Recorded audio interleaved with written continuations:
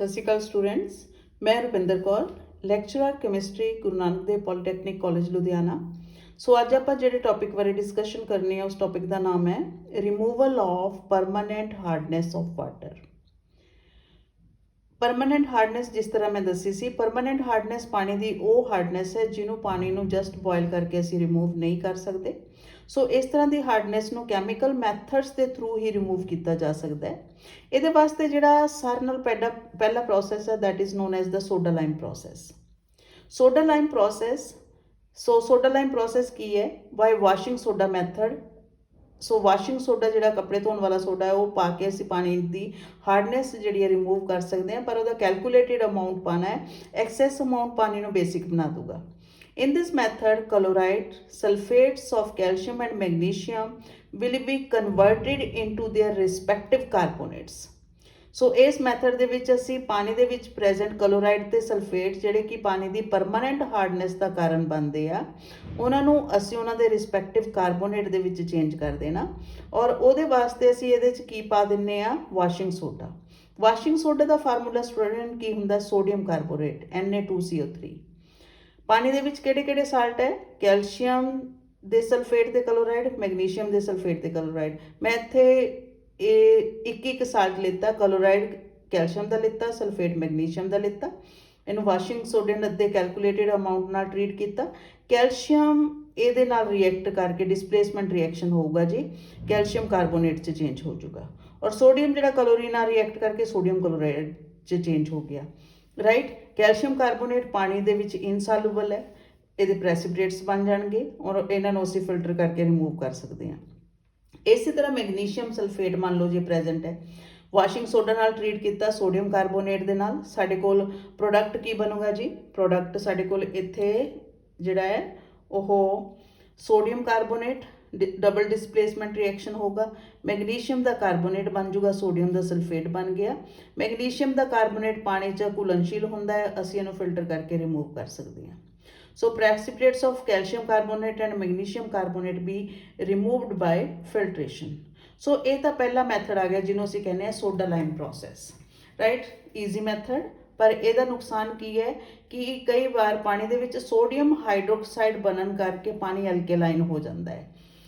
ਅਗਲਾ ਮੈਥਡ ਜਿਹੜਾ ਹੈ, this method is known as ion exchange method. This method is very important. By ion exchange method, so ਇਸ method ਦਾ principle ਹੈ ਜੀ, in this method ions responsible for the hardness of water are exchanged with the ions which do not make the water hard, right? ਇਸ process ਦੇ ਵਿੱਚ ਅਸੀਂ ਪਾਣੀ ਨੂੰ ਹਾਰਡ ਕਰਨ ਵਾਲੇ ਆਇਨਸ ਨੂੰ ਉਹਨਾਂ ਆਇਨਸ ਦੇ ਨਾਲ ਰਿਪਲੇਸ ਕਰ ਦੇਣਾ ਜਿਹੜੇ ਪਾਣੀ ਦੀ ਹਾਰਡਨੈਸ ਦਾ ਕਾਰਨ ਨਹੀਂ ਬਣਦੇ। ਮਤਲਬ ਇਨ ਦਿਸ process harmful ions should be converted into harmless ions. So that process is known as ion exchange method. So ion exchange method ਜਿਹੜੇ ਆ ਇਹਦੇ ਵਾਸਤੇ ਅਸੀਂ ਦੋ ਤਰ੍ਹਾਂ ਦੇ ਇਹ ਜਿਹੜੇ ਪ੍ਰੋਸੈਸ ਹੈ, ਦੋ ਤਰ੍ਹਾਂ ਦੇ ਰੈਜ਼ਿਨਸ ਜਿਹੜੇ ਆ ਉਹ ਯੂਜ਼ ਕਰ ਸਕਦੇ ਆ। So two types of ion, ਉਹ ਆਇਨ ਐਕਸਚੇਂਜ ਪ੍ਰੋਸੈਸ ਦੇ ਵਿੱਚ ਜਿਹੜੀ ਜਾਂ ਚੀਜ਼ਾਂ ਹਾਰਮਫੁਲ ਆਇਨ ਨੂੰ ਹਾਰਮਲੈਸ ਆਇਨ ਦੇ ਵਿੱਚ ਚੇਂਜ ਕਰਦੀਆਂ ਹੈ ਉਹਨਾਂ ਨੂੰ ਅਸੀਂ ਕਹਿੰਦੇ ਆ ion exchangers. Now two types of ion exchangers can be used to remove the permanent hardness of water. First one is inorganic ion exchangers and second one is organic ion exchangers. Inorganic ion exchangers, ਸੋ ਇਹਦੇ ਵਿੱਚ ਆਪਾਂ ਇੱਕ specific method ਕਰਨਾ ਹੈ ਔਰ ਇਸ method ਨਾਲ related ਜਿਹੜਾ ਕੁਐਸਚਨ ਹੈ ਉਹ ਪੇਪਰ ਦੇ ਵਿੱਚ ਕਿਸ ਤਰ੍ਹਾਂ ਆਉਂਦਾ ਹੈ ਉਹ ਮੈਂ ਕੁਐਸਚਨ ਤੁਹਾਨੂੰ ਲਿਖ ਦਿੰਦੀ ਹਾਂ। ਕੁਐਸਚਨ ਜਿਹੜਾ ਇਹਦਾ ਪੁੱਛਿਆ ਜਾਂਦਾ, define, very important question, define permanent hardness of water and explain in detail the permuted method method to remove the permanent hardness of water. This question is very, very important. So explain in detail the permitted method to remove the permanent hardness of water. So ਆਪਾਂ ਇਸ method ਨੂੰ step by step discuss करना है. So first of all students, what is this permitted ਕੀ ਹੁੰਦਾ ਹੈ? Permitted ਇੱਕ ਤਰ੍ਹਾਂ ਦੇ ion exchangers ਹੈ. So permitted method, permitted is the complex inorganic salt. It is hydrated sodium aluminium silicate. So what is first of all ਆਪਾਂ permitted ਬਾਰੇ ਜਾਣੀਏ. permitted ਕੀ ਹੈ? ਇੱਕ ਤਰ੍ਹਾਂ ਦਾ ion exchanger ਹੈ ਜਿਹੜਾ ਕਿ ਇਨਆਰਗੈਨਿਕ ਸਾਲਟ ਹੈ, ਮਤਲਬ ਇਨਆਰਗੈਨਿਕ ਓਰੀਜਨ ਤੋਂ ਮਿਲਦਾ ਹੈ ਸਾਨੂੰ. permitted ਹੈ ਕੀ ਹੈ ਸਾਡੇ ਕੋਲ? what is permitted? permitted, so ਇਹਦਾ ਫਾਰਮੂਲਾ ਕੀ ਹੈ? it is a hydrated salt of sodium aluminium silicate.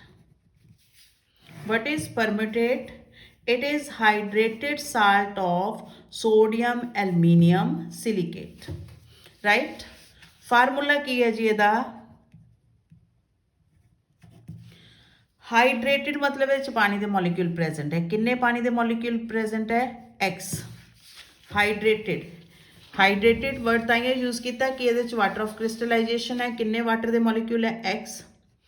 Hydrated salt of sodium aluminium, sodium Na2, aluminium Al2, silicate Si2O8. So this is the complete formula of permitted. What is permitted? It is the sodium salt, hydrated salt of sodium aluminium silicate. ਹੁਣ ਅਜੇ ਇੰਨਾ ਵੱਡਾ formula ਅਸੀਂ normally ਲਿਖਦੇ ਨਹੀਂ ਹੈਗੇ. ਇਸ ਫਾਰਮੂਲੇ ਨੂੰ ਅਸੀਂ ਕੰਡੈਂਸ ਕਰ ਦਿੰਦੇ ਆ. ਇੰਨੇ ਪਾਰਟ ਨੂੰ ਅਸੀਂ ਕੀ ਲਿਖ ਲਿਆ? ਦਿਸ ਪਾਰਟ ਇਜ਼ Z. ਰਾਈਟ? ਸੋ ਇਹਦਾ ਜਿਹੜਾ permitted ਹੈ, its technical name of permitted is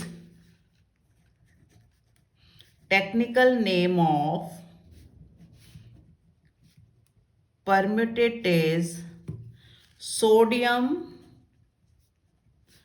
zeolite. Permitted ਨੂੰ ਟੈਕਨੀਕਲੀ ਅਸੀਂ ਕੀ ਕਹਿੰਦੇ ਆ? ਸੋਡੀਅਮ ਜ਼ੀਓਲਾਈਟ ਵੀ ਕਹਿੰਦੇ ਆ. ਰਾਈਟ?